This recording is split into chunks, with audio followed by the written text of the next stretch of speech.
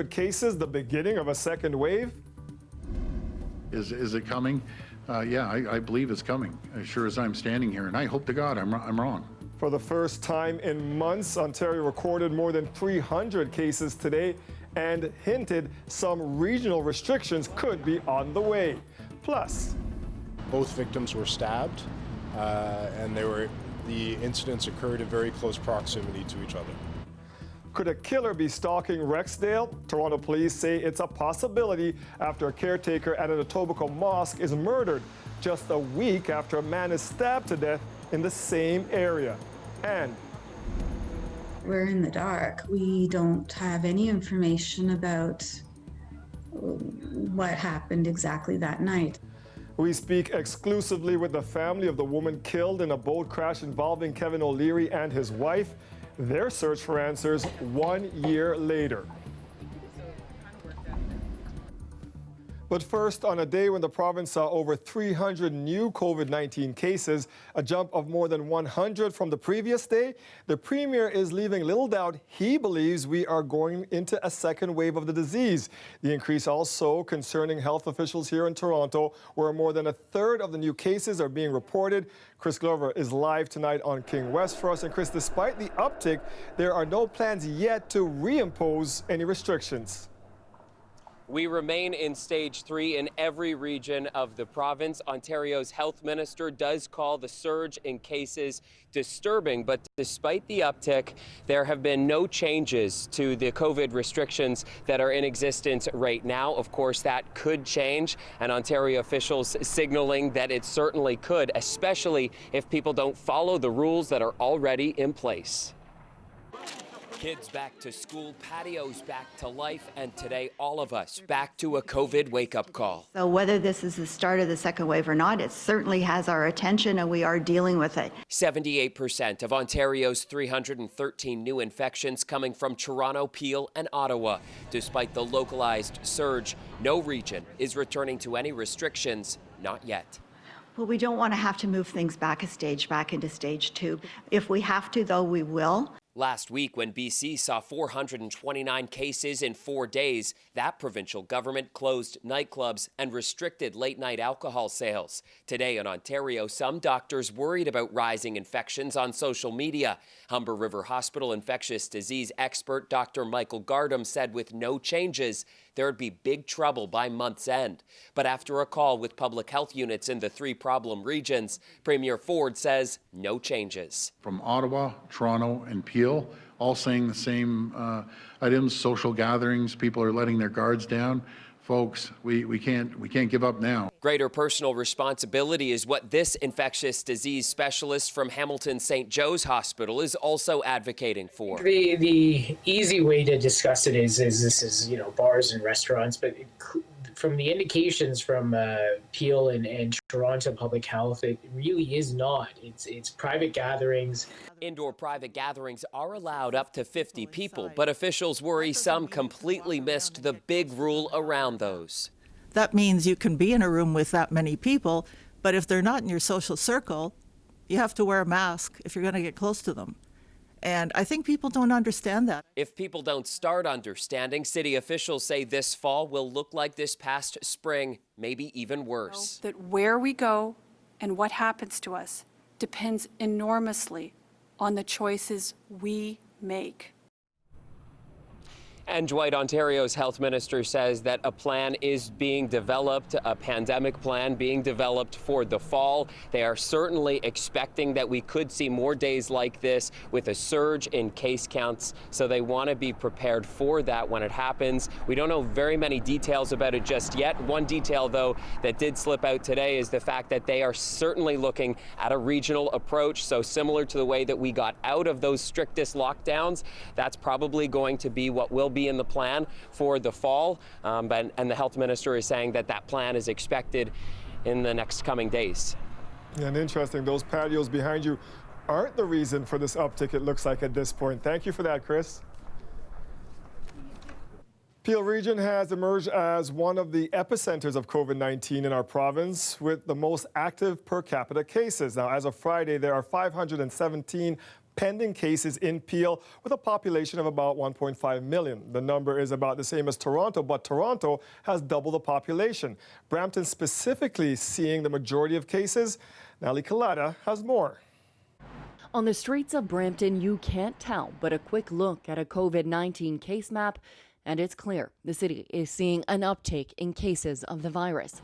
Social gatherings, outbreaks at businesses, and multi-generational living are contributing factors, according to Ontario's top doctor. If some people are infected, do they have proper ability to isolate away from the rest of the family when some households there may have a large family group in a small house? But according to Brampton's mayor, there's more to consider. A pandemic like this lays bare the socioeconomic inequalities. And addressing that is vital. Going into this pandemic, Brampton residents received $1,000 less per capita when it came to healthcare dollars. We have half the beds, hospital beds, that are the provincial average. And tests aren't analyzed locally, meaning results are often delayed. There has been some pretty significant inequities in terms of the support that we've had. Without properly addressing the health needs of the city, some health justice advocates and doctors warn it could lead to racial gaslighting. We should better try to understand how people's vulnerabilities are shaping their circumstances and not actually be blaming them. To me, this is what public health is really all about. It's effective to talk to the community themselves, to talk to individuals who are in those areas to understand their health behaviors rather than kind of pointing fingers at people's lived reality.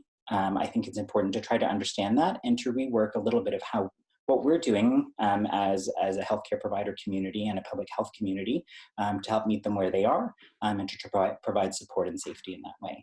Brampton is expected to open a second testing center on Wednesday and is speaking with the province about speeding up test results. Natalie Collada, CBC News, Toronto. Toronto Catholic schools have their first day of classes this week. They are opening up with a staggered start. We talked to parents who say they are as excited as they are nervous to send their children back, especially with the rising COVID-19 case numbers. Alicia Son explains. Welcome back.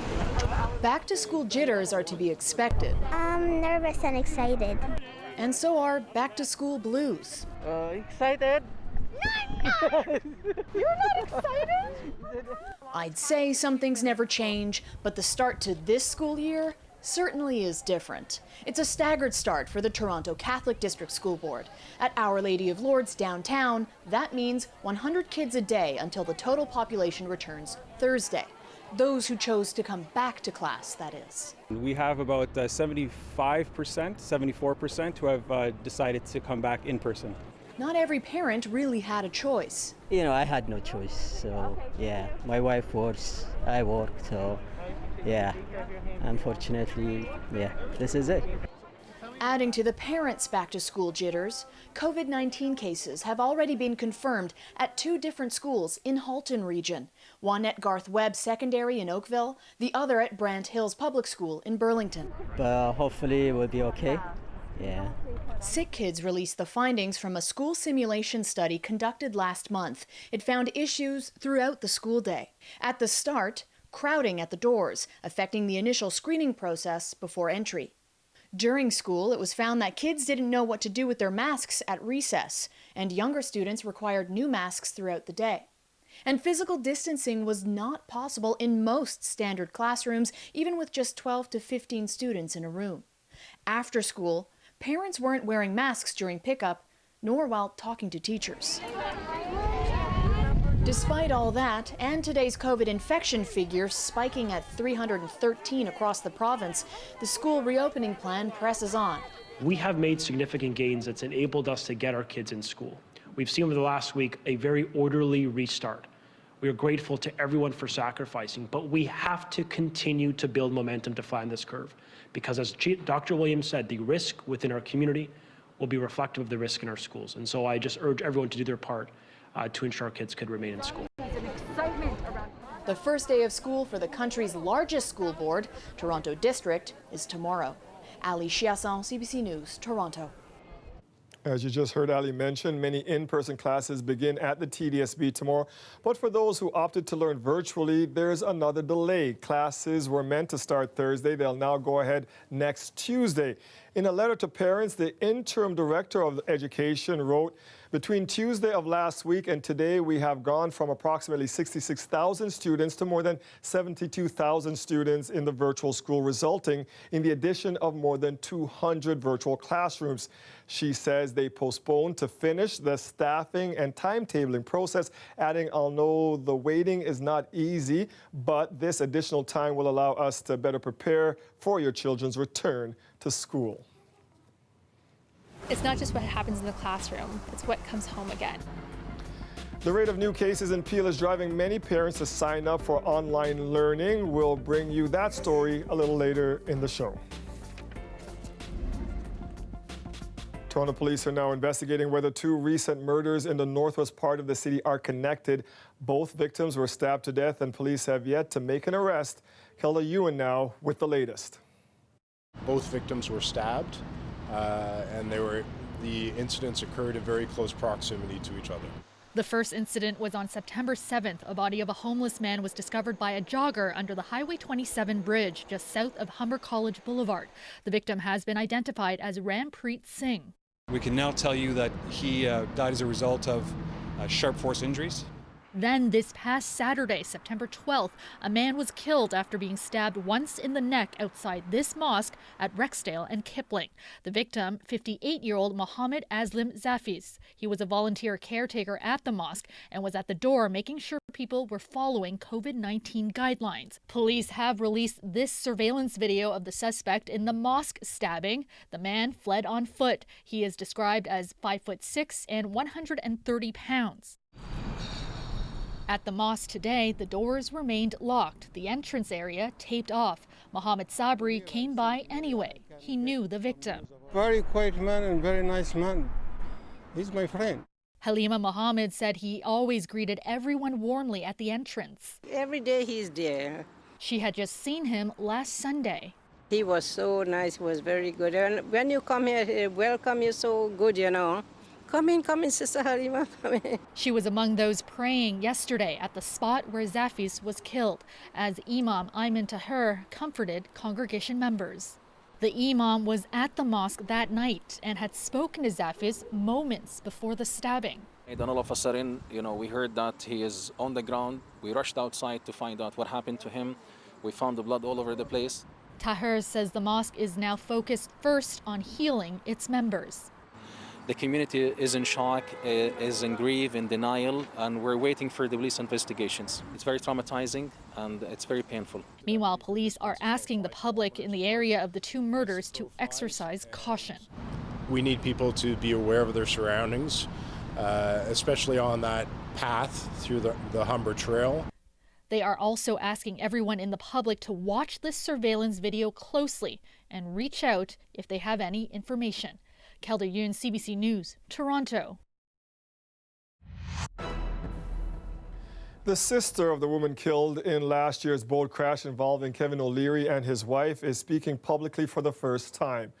Paula Brito says she's frustrated with the justice system, and 1 year after the crash, her family still isn't any closer to finding out what happened that night.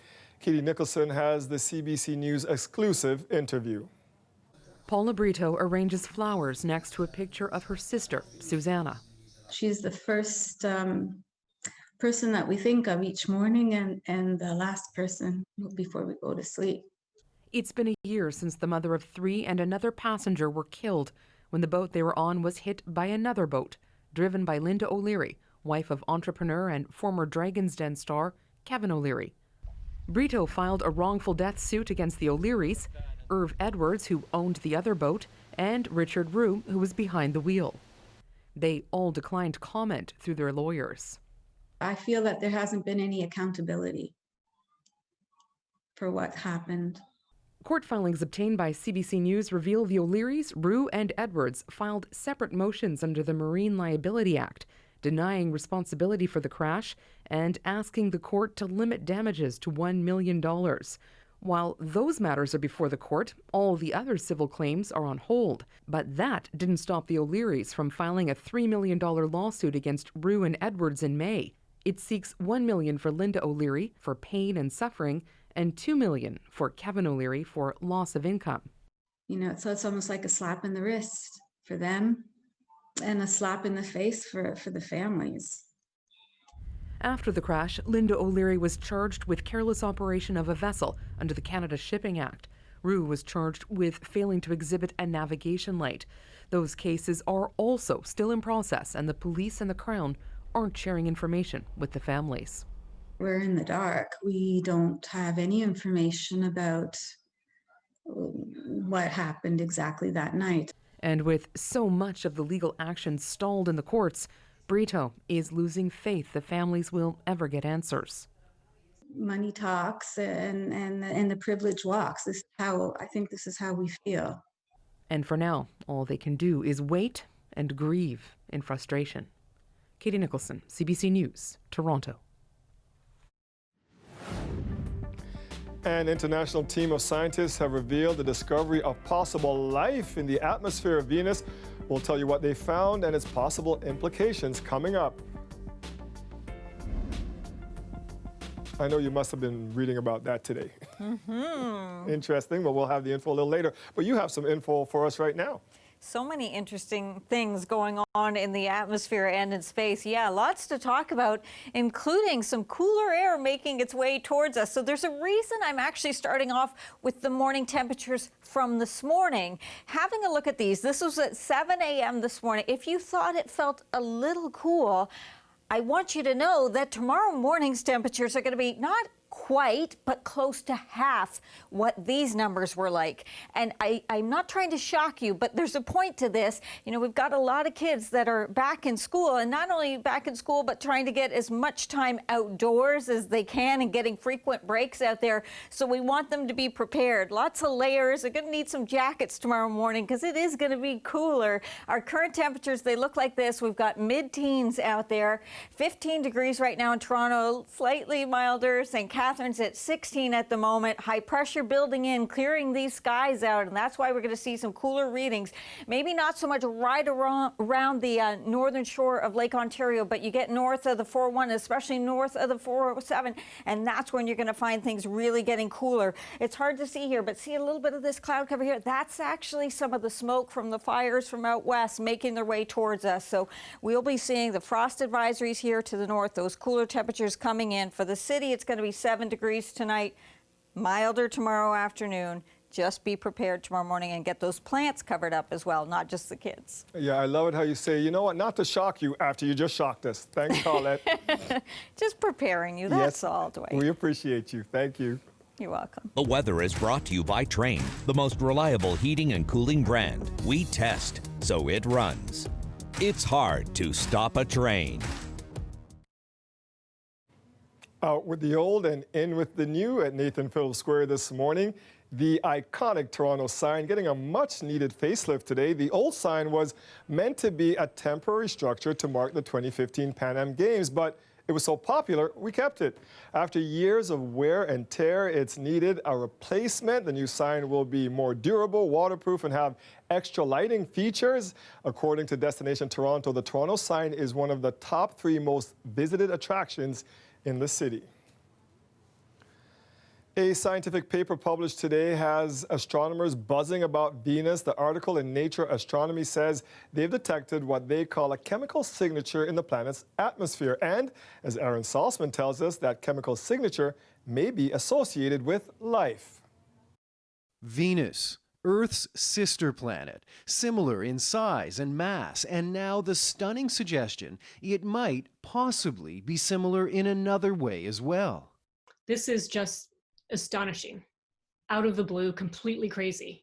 Because scientists, using some of the most powerful telescopes on the planet, have found something in the atmosphere of Venus that shouldn't be there, a rare molecule called phosphine. Phosphine's not a natural byproduct of any chemical process. It takes energy to make it, so you don't spontaneously get it.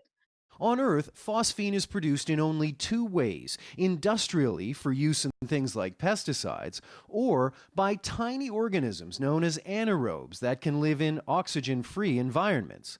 It might be possible for phosphine on Venus to come from, say, volcanoes or even lightning, but scientists say that would produce about 1/10,000th of the amount they found in the atmosphere. For some, that leaves only one possibility. If there's a gas that doesn't belong, that's in way bigger quantities than it should be, we can say that it might be associated with life. Life. Alive right now, astoundingly enough, in the form of microbes surviving in Venus's highly acidic clouds. But some are skeptical. We already know that there's weird things going on in Venus's atmosphere. And so the most likely scenario is that this is just weird chemistry happening in Venus's atmosphere rather than a whole new branch of life.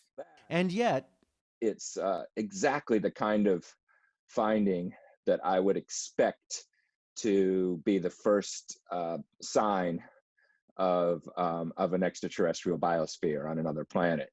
Our sister planet, holding what might be the first evidence that we're not alone after all. Aaron Saltzman, CBC News, Toronto.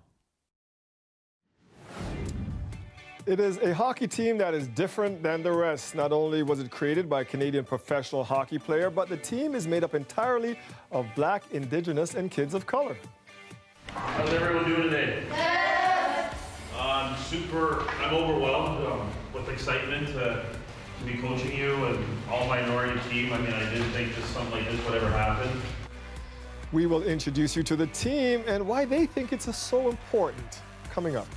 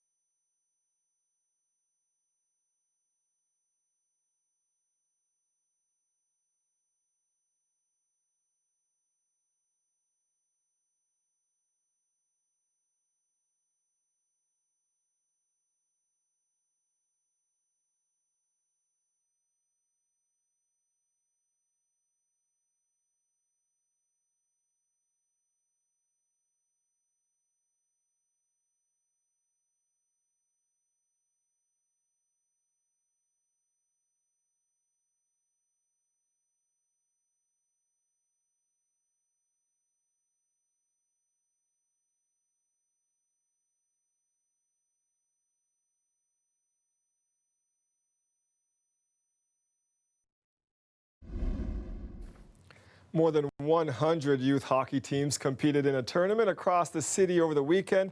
One of those teams is unique. It's made up entirely of Black, Indigenous, and children of color, brought together by a Canadian pro hockey player. Talia Ricci has their story.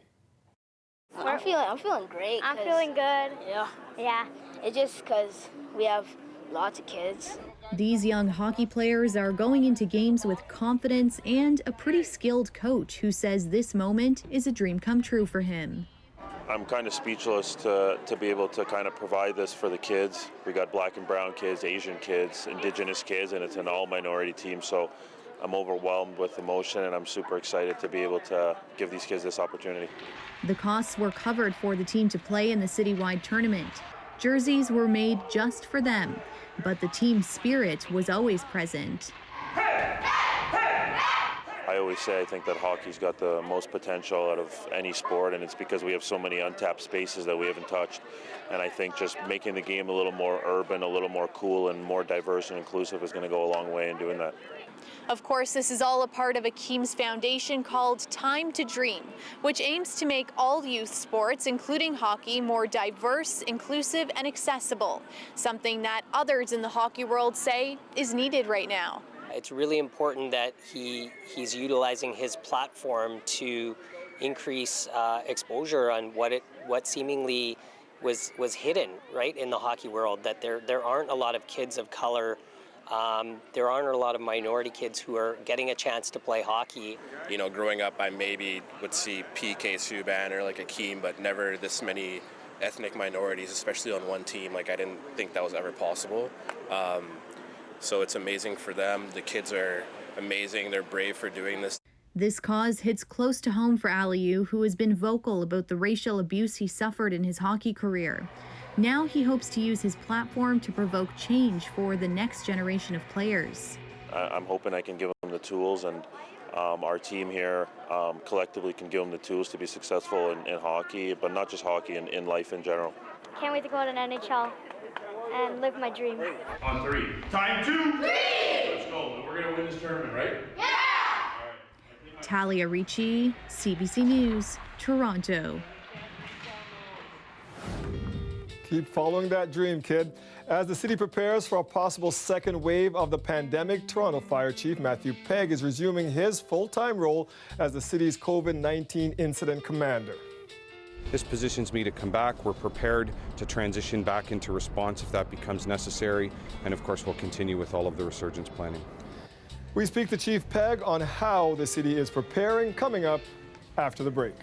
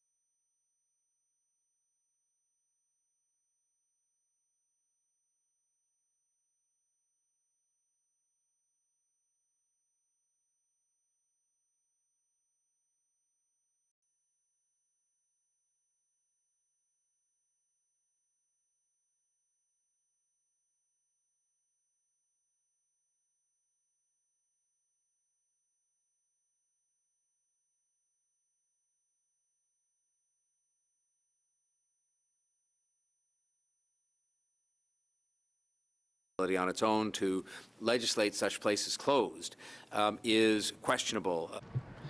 The latest outbreak is at Club Paradise on Bloor West, where 6 staff members and 1 customer tested positive. Last month, there was a case at the Brass Rail on Yonge Street. Now, Tory says the most effective order to close strip clubs would have to come from the provincial level. Chief Medical Officer of Health, Dr. Eileen Davila, is again urging all city residents to practice physical distancing, wear a mask, and wash their hands. With fall almost upon us, the city is bracing for what could be a second wave of COVID-19. To help prepare for what's to come, Fire Chief Matthew Pegg will be returning to his post as Incident Commander of the city's Emergency Operations Center. Pegg took on the role in the spring, but returned to fire services when cases declined. Marvel Tarouk speaks with him on his first day back. What should we take from the fact that you're taking up your role again? The objective of the city, of the city manager and of Mayor Tory, has always been to be as prepared as we can be. And collectively, we felt that this is the right time. This positions me to come back. We're prepared to transition back into response if that becomes necessary. And of course, we'll continue with all of the resurgence planning. So the work never stopped, even though you might have taken a brief break from it. But does this role now take a different form based on what the first phase of this pandemic showed us? Well, I don't know that it takes a different form. During the press conference just a few minutes ago, we were asked the question, is this easier? And I wouldn't say that it's easier, but I would say that it may not be as heavy of a lift getting ready.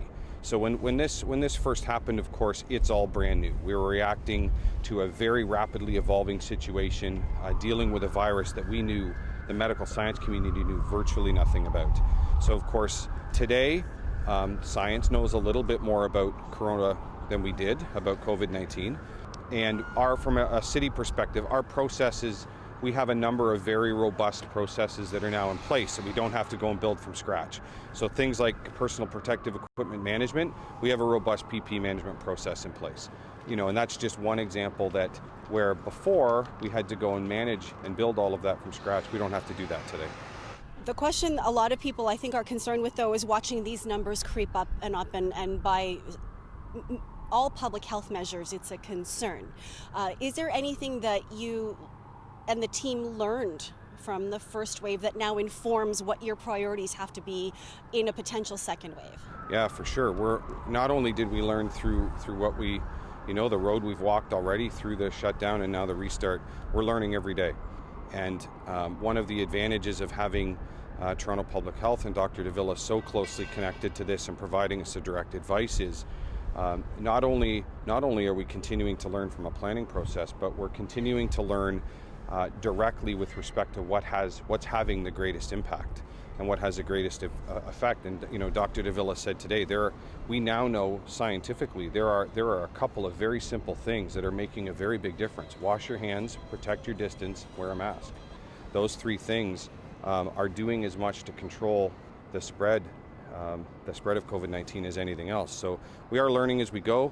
Our plans continually evolve. That's normal in any incident management process, whether we're fighting a fire or dealing with COVID-19. Same process, continuous evolution, continuous improvement, and that really won't stop until all of this is behind us and we're looking at this through the rearview mirror in an after-action report. One Ontario university is already making decisions to keep students home this winter due to COVID-19 concerns. McMaster University in Hamilton decided today to extend online learning into the winter 2021 semester. The fall semester at the university has been entirely online as well. This comes after the school sent out a statement on Sunday that an employee had tested positive for COVID-19. The university says any contact tracing is being carried out by public health. It's the second confirmed case connected to McMaster since the summer ended and the fall semester began. And a sudden surge in COVID-19 cases in Ontario seems to have struck a nerve for many parents who plan to send their kids back to school. In Peel, thousands of parents have suddenly decided to switch their children to online learning. Farah Morelli explains. Okay, and you want to make sure it's covering your nose. Jill Promoli has watched nervously as COVID-19 cases have rapidly increased in Peel region. She made the difficult decision to send her kids back to the classroom. heard a lot of stories from friends where their class numbers started one way last week and have gone up just in recent days as things have changed and shuffled. Oh, you popped it off. Promoli knows more than most that school safety is a matter of life and death. 4 years ago, her son Jude died after being infected with the flu. He caught it from his sister, who got it from a classmate. For us, we've been sort of going through everything now with COVID-19, remembering that it's not just what happens in the classroom, it's what comes home again. In just a week, 10,000 students in the Peel District School Board have moved from in-class to online learning, delaying the start of online classes. That workplace outbreak. The region's medical officer of health says most of the new cases are isolated to workplaces and social gatherings, as opposed to really widespread propagated community transmission, which is more what we were seeing in March and April. So that tends to bring the risk down a bit more in returning children to in-person learning. Peel isn't the only Ontario school board where parents have recently decided to shift their kids to online learning. The Dufferin Peel Catholic District School Board saw an increase of 3,500 students since late August, and in Hamilton Wentworth, the numbers jumped by 2,000 students. This infectious disease specialist believes the risk of in-class learning is manageable. All the countries that have really good data on school return, schools are not the drivers of community transmission. It's the community that's the issue. Because she's a caterpillar, right? Promoli's kids start their first full day in class this week, and watching the numbers isn't making that decision any easier. Farah Morali, CBC News, Toronto. The city is launching a new initiative to help residents and the local economy recover from COVID-19. Show love to Toronto. Help it come back strong. Nurture it the same way that it's nurtured us. The city releasing this video today promoting Show Love TO. The program is meant to encourage tourism and community engagement while supporting local businesses. It begins with a series of events including a citywide art program, neighborhood walking tours, and special offers at local restaurants. Reminds us of the need to love each other and to love the city that we live in and to reacquaint ourselves with it. And that in turn, I fundamentally believe, and I know the team does too, will help the city to rebuild itself and to recover from something that is still inflicting damage. But I think we don't need to wait until we have totally vanquished COVID-19 in order to get the city back on its feet. Toronto Public Health is providing guidance on the initiatives to ensure participants remain safe as the pandemic continues. The program will continue into 2021. Disability advocates took over the front lawn of Queen's Park today. They are asking for a law to make affordable housing more accessible. We need to make sure that universal design is written into the building code in Ontario so that every new unit built in this province is open and inclusive to people with disabilities, and that will be all of us. Eventually, all of us are going to need that help. The current building code does not force builders to make homes barrier-free. The group is calling for changes like larger doorways, accessible bathrooms, and open concept kitchens. They are also asking for the province to allow people with disabilities to be at the decision-making table. The federal Liberals are holding a cabinet retreat over the next few days. They are meeting ahead of the throne speech. Prime Minister Trudeau said today the speech will be partly about building a stronger future, but today, one subject still ruled. As I said, our focus right now is on the COVID crisis. We need to get through this in order to be able to talk about next steps. So a lot of what we're going to be doing during this retreat will be talking about how we continue to keep COVID under control, continue to make sure that Canadians are safe, that we're not overloading our healthcare system. These are the things that we are focused on. These are the things that we're going to dig into. Parliament resumes with the speech from the throne on September 23rd. Wildfires continue to ravage large areas of Oregon, Washington, and California. Donald Trump went to Sacramento today to be briefed on the situation. The U.S. president has been criticized for not paying enough attention to the crisis. Paul Hunter is following developments. As so much of the U.S. West Coast burns, the political battle, science versus, as some would have it, science denial, is likewise heating up fast. Today, Democrat Joe Biden weighed in on Donald Trump. If he gets a second term, these hellish events will continue to become more common, more devastating, and more deadly. Biden slammed Trump as a climate denier whose policies and beliefs, he said, lead to the kinds of things happening on the West Coast now. Biden added this warning. If you give a climate arsonist 4 more years in the White House, Why would anyone be surprised if we have more America ablaze? For his part, Trump went to California today to see for himself some of the devastation. Though on landing, he reiterated his view that the fires are in fact fueled by poor forest management. When trees fall down after a short period of time, about 18 months, they become very dry. They become really like a matchstick. And they get up, you know, there's no more water pouring through, and they become very, very, they just explode. This is one of the biggest burns we've ever seen, and we have to do a lot about forest management. Trump was later pressed on that by California Governor Gavin Newsom, a Democrat, who underlined his view for Trump that climate change is driving what's playing out in his state and others. We come from a perspective, humbly, where we submit the science is in and observed evidence is self-evident that climate change is real, and that is exacerbating this.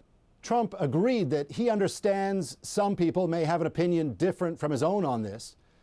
Indeed, as Trump put it separately at that briefing, it'll start getting cooler, he said. You just watch. Paul Hunter, CBC News, Washington. People along the U.S. Gulf Coast are making final preparations for the arrival of Hurricane Sally. Quite naturally, we get nervous. We had Katrina, and you know, every time a storm comes, it's always nerve-wracking a little bit. Sally was upgraded from a tropical storm earlier today and is expected to make landfall near New Orleans tomorrow. Hurricane storm surge and flash flood warnings have been issued for parts of Louisiana, Mississippi, Alabama, and Florida. And Colette, they are still recovering from the last one. They are. This is the third one in as many weeks that's coming in, Dwight. There is so much going on in the Atlantic Basin right now.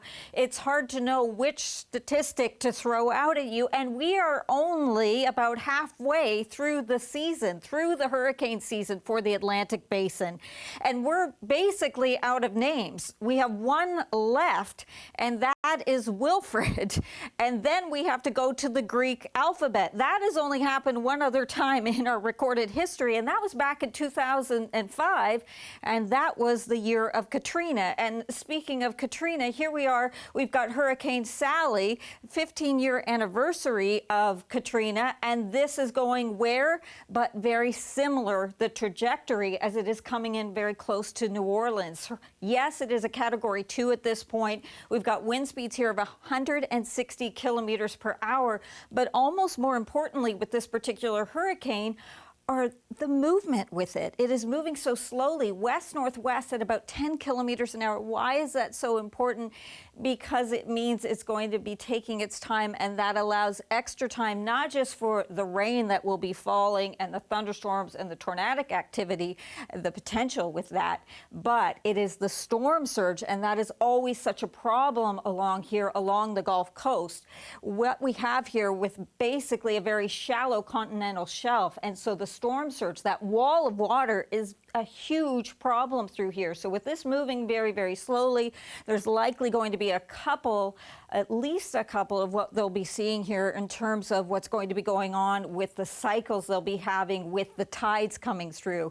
So they could be seeing over 3 meters perhaps coming in here with that wall of water with the storm surge here, and then maybe over 0.5 meter of rain potentially coming through with Hurricane Sally. So watching this very, very carefully. The other thing I said, it's so interesting what's going on of how active it is there, and we're only halfway through the season, is that as of today, they tied a record that's 50 years old, basically, more than that. Since 1971 in September, 5 tropical cyclones at once are brewing in the Atlantic Basin right now. That's what's going on. So again, keeping eyes on that for you. Let's bring it back to home. One more. Oh, this is an outdated one. What I wanted to tell you about is it's hard to see, I know, on the satellite, but you can kind of see it a little bit here over the lake. See this? A little bit of that. That's some of the forest fire smoke all the way from the west coast. You can see it, especially as the sun sets, 7:30. You can kind of see it with our sunset. because it's making it all the way to us. Otherwise, we get the clear skies and the sunshine during the day and the cool nights, the frost advisory because of that high pressure. So frost advisory to the north, especially to the north of the 407. That risk tonight, I want you to cover up your plants, okay, if you can, or bring the vegetation in that you can, because we'll have some cool readings, especially Markham, Newmarket. You'll have the cooler temperatures there, closer to the lake, a little warmer. Speaking of warmer, tomorrow by the afternoon, yes, our temperatures will be rising even further on Wednesday. Wednesday night, a front's going to go through, a few showers possible, and then the temperatures and the overnights getting cooler, Dwight, later on this week again. My kale and cherry tomatoes are done for the season. Yes, I mean, we're getting to that time of year, right? Yes, Gotta say bye-bye. Thank you, Colette. You're welcome. I'm Ismaila Alpha, host of Metro Morning. On tomorrow's program, we go back to school, elementary school to be precise. We're going to hear from teachers and parents as the TDSB gets prepared for their first days back in class. Join me weekdays, 5:30 till 8:30 for Metro Morning on CBC Radio 1.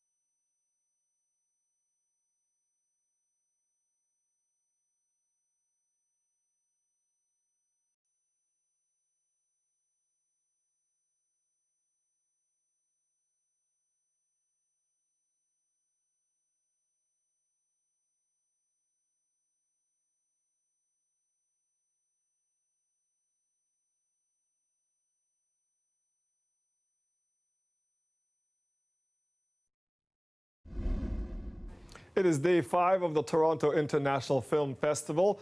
This year's pandemic edition of TIFF is well on the way. The stars aren't flocking north as they normally do at this time of year, but there's still plenty of stargazing to do on the big screen. Yelena Azik joins us with more on that. So, Yelena, what's on tap tonight? Yeah, okay, so Dwight, there are some still, big stars that people can expect in their movies that we can all stream if we want to buy tickets from home. So let's start with Ammonite. This is a movie starring Kate Winslet and Saoirse Ronan. And the time period here, Dwight, we're talking the early 19th century. She's a scientist, but of course she can't get a job at this time. No one will hire a woman. No scientific society will accept her. So she just kind of works alone, categorizing and finding these ammonites, these beautiful historic shells of creatures. And so she ends up having this chance encounter with a young woman who's grieving, and that is Saoirse Ronan's character. And they ended up having a very deep relationship, one that goes much further than just friendship. I'm going to give you a little bit of a look at Ammonite right now. I've often heard your reputation discussed in the Geographical Society in London. Is there something you wanted, sir? My wife, she hasn't been at all well of late. She suffers from melancholia.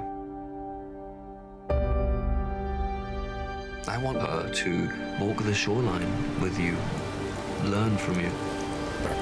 I'm not looking for an apprentice. Okay, so that's a few of the big stars. We're talking about another one. I will find any excuse to talk about Idris Elba. This is a perfect one, Dwight, because he's the star of a movie called Concrete Cowboy. And this one is a really interesting slice of life. Most people wouldn't recognize a modern-day urban cowboy, but that is the case with Idris Elba. And the deal here is that there is a troubled teen, and he's caught between a life of crime and his estranged father's vibrant urban cowboy subculture. And this is all taking place during a summer in North Philadelphia, and it's getting rave reviews. Dwight, I'm going to give you a look at Concrete Cowboy right now. There's a horse in your house. Oh, that's you right here.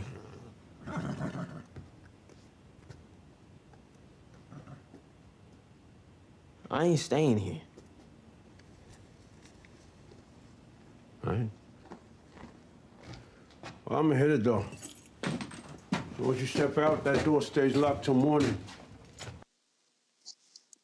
Okay, so there's a look at Concrete Cowboy. And a really important point to note here, Dwight, is that this movie, it did open technically last night, but it's as of just a short while ago, it was 6 p.m., that it became available for streaming. So that means you can purchase a ticket. And if you're not familiar still how it works at the film festival, for anyone watching and wondering, you can go to the TIFF website and you can buy tickets, and the deal here is that as soon as it's available for streaming, like I said, Concrete Cowboy was just starting at 6 p.m. tonight, then you have 24 hours in which you can watch the movie. So I just will have an added note of caution, because if you start watching any movie at TIFF, you have only 12 hours to finish. It's still a lot of time, but it's not that same day window.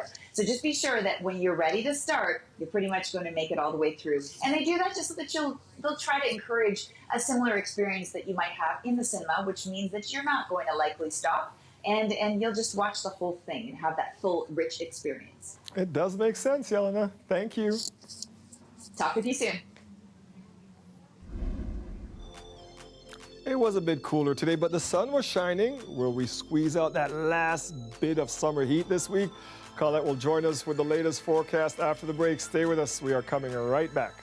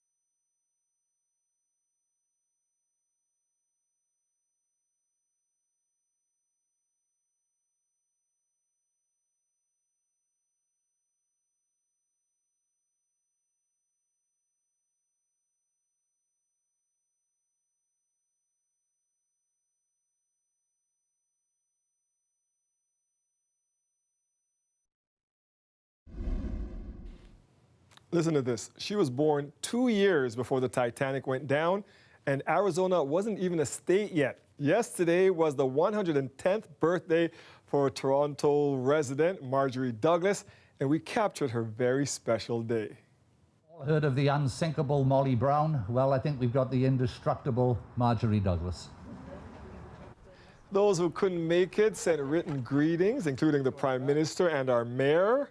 Lots of well-wishers joined a Zoom party, and many friends and family gathered under a tent to wish her well and raise a glass to her long life. Achievement, 110. I don't think I've ever attended a birthday party this significant. So I am so pleased to be part of your party. The celebrations were a little different under COVID-19 rules. There was no in-person singing, and only one candle was given to Marjorie to blow out for a wish. And we owe her 109 more candles, which would not be able to fit on that cake. Wow. You know, hitting the century mark is impressive, but Colette, 110. I know, it's amazing. It means some of us, Dwight, we're not even halfway there, if Not that's even close. possible. Yeah, we got a ways to go. Well, I guess maybe we've still got a little ways to go for the city to get into some frost, but we do have those advisories pretty close. Halton, Peel, York, Durham, we've got frost advisories. So another reminder to cover up that tender vegetation, some of those plants that you can bring indoors, you want to do that. But also the kids, again, they're in school, they're trying to spend more time outdoors. So in the morning hours, you're going to want some extra layers or jackets there. They're going to need them. Overnight tonight, though, for the city, it's 7 for the low. Tomorrow, 21. It's going to be nice by the time we get to the afternoon hours, and especially so for Wednesday. So that helps with hump day when it's 25 degrees. It's going to help us get over that hump, and then a little cooler towards the end of the week. We have to take that heat on Wednesday because it may be our last chance. That's it for us tonight. We'll see you back here tomorrow at 6. Have a great night, everybody. Thank you for joining us.